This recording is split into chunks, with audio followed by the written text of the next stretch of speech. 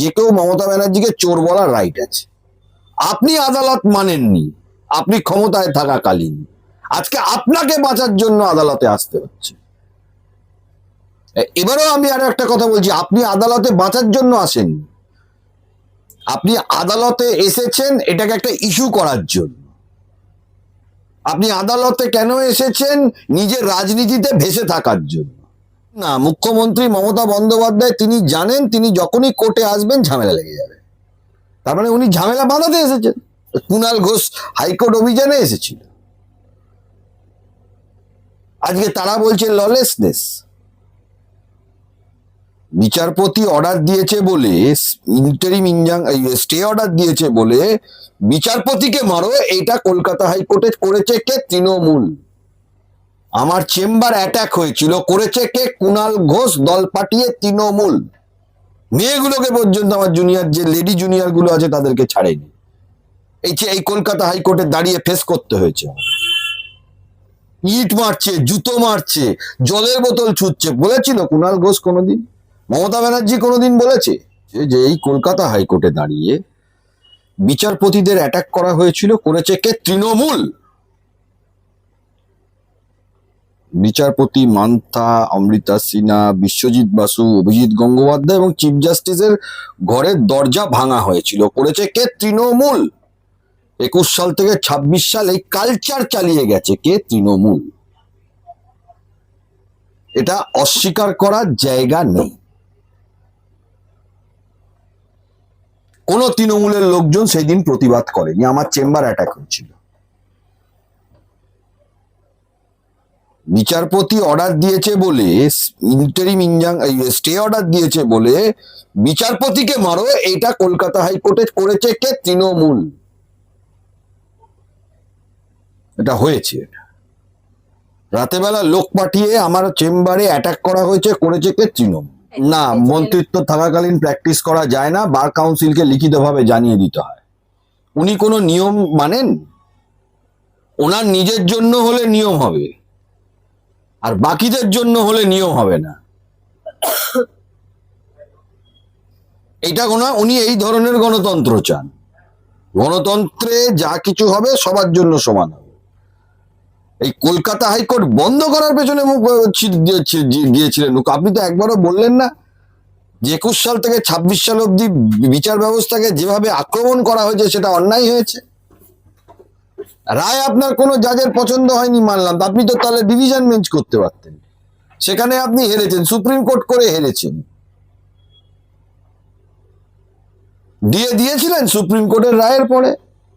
আপনি আদালত মানেননি, আপনি ক্ষমতায় থাকাকালীন, আজকে আপনাকে বাঁচার জন্য আদালতে আসতে হচ্ছে। এবারেও আমি আরো একটা কথা বলছি, আপনি আদালতে বাঁচার জন্য আসেননি, আপনি আদালতে এসেছেন এটাকে একটা ইস্যু করার জন্য। আপনি আদালতে কেন এসেছেন? নিজের রাজনীতিতে ভেসে থাকার জন্য।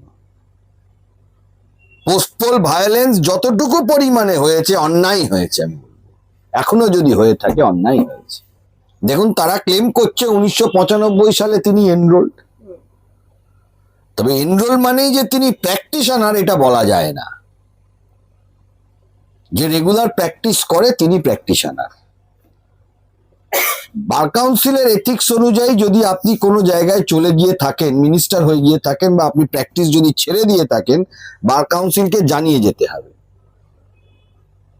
তারপরে আবার যখন তিনি প্র্যাকটিসে আসবেন বার কাউন্সিলে, যে এটা হলো অ্যাডভোকেটদের প্রফেশনাল এথিক্স। তৃণমূল দলটা তো কোনো এথিক্সে চলে না। আজকে আপনি বলুন না, মুখ্যমন্ত্রী মমতা বন্দ্যোপাধ্যায় তিনি জানেন তিনি যখনই কোর্টে আসবেন ঝামেলা লেগে যাবে, তার মানে উনি ঝামেলা বাঁধাতে এসেছেন। 2, অবশ্যই তিনি আসতে পারেন, শুধু মমতা বন্দ্যোপাধ্যায় না কেন, যে কোনো সাধারণ মানুষ, সিটিজেন ডেফিনেটলি আসতে পারে। যতটুকু হয়েছে ততটুকুর ক্ষেত্রে আমি বলবো যে দেখুন, কেউ আসলে সেটা মানুষ আবেগ চেপে রাখতে পারেনি, আবেগ না চেপে অনেক কিছু কথা বলেছে, সঠিক কাজ করেছে বলে আমি মনে করি না। আদালতে কেউ এসেছে, সে আসতেই পারে। যাদের মধ্যে আবেগতর হয়ে মানুষ যারা বলেছে যে এটা আদালত চত্বরে এটা করাটা ঠিক না, কিন্তু এই কালচারটা কিন্তু আপনারা ডেকে এনেছেন। মানুষ আদালতে নিজের প্রাণ বাঁচানোর জন্য আসে, মুখ্যমন্ত্রী তার জন্য আসেননি। উনি এসেছেন এটাকে একটা রাজনৈতিক ইস্যু করার জন্য। রাজ্যে এই মুহূর্তে কোনো গণতন্ত্র নেই বলছেন কল্যাণ বন্দ্যোপাধ্যায়। তৃণমূল যত দেখছি তৃণমূলকে যে শুধু চোর বলেছে বলে গণতন্ত্র নেই? তৃণমূলকে চোর বলা হয়েছে বলে গণতন্ত্র নেই? আবারও আমি বলবো যে আদালত চত্বরে এটা করাটা ঠিক হয়, যাই হয়ে থাকুক না কেন আজকে। তবে সহনশীল হওয়া দরকার ছিল, কিন্তু এই কালচারটাই, বারবারই বলছি, কালচারটা করে গেছে। অভিজিৎ গঙ্গোপাধ্যায় বলুন, আপনারা তো এর আগে অনেকবার দেখিয়েছিলেন, সেগুলোও তো আপনাদের দেখানো উচিত। কোন কোন বিচারপতির বাড়িতে পোস্টার মারা হয়েছিল দেখাচ্ছেন না কেন? সেগুলো আজকের ইস্যুটা আপনারা দেখাচ্ছেন, সেগুলো দেখাবেন না? চিফ জাস্টিসের এই দরজা ভাঙা হয়েছিল, এই তৃণমূলগুলো করেছে।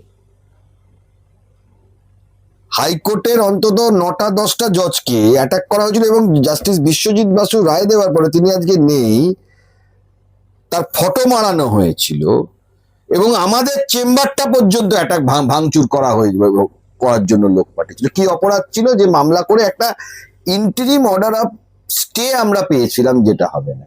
এটা করেছে কারা? কুণাল ঘোষ হাইকোর্ট অভিযানে এসেছিল, আজকে তারা বলছে ললেসনেস।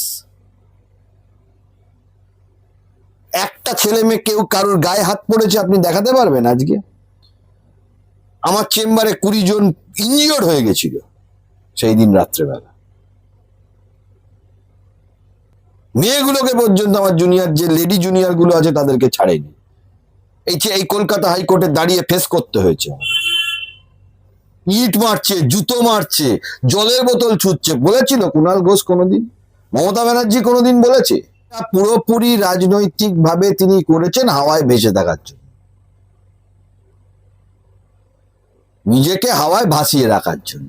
ওনার বোঝা উচিত উনি দিদি নেই, উনি পিসি হয়ে গেছে, তাই হাওয়ায় ভেসেও কোনো লাভ। বার কাউন্সিল তো শোকজ করলো। বার কাউন্সিল জানতে চেয়েছে, এটা তো ডাউট আছে মমতা বন্দ্যোপাধ্যায় কতটা না অ্যাডভোকেট, এটা তো অস্বীকার করার জায়গা নেই। উনি তো রেগুলার কোর্টে প্র্যাকটিস করে ওনার জীবিকা চালাননি, ওনার জীবিকা চলেছে রাজনীতি করে। দুটো ব্যাপার আছে এখানে। কেউ জীবিকা চালায়, ধরুন ওকালতি করে, ডাক্তারি করে, ইঞ্জিনিয়ারিং করে জীবিকা চালায়, নিজের পরিবার চালায়। ওনাকে তো পরিবার ওকালতি করে কোনোদিন চালিয়েছেন বলে আমার মনে হয় না। উনি রাজনীতি করে ওনার পরিবার চালিয়েছেন, আর তৃণমূল পরিবার চলে চুরি করে। হঠাৎ করে যে কি মনে করে হাইকোর্টে? রাজনীতিতে ভেসে থাকার জন্য, গিমিক করার জন্য, ঝামেলা করার জন্য, যেটা তৃণমূলের কালচার।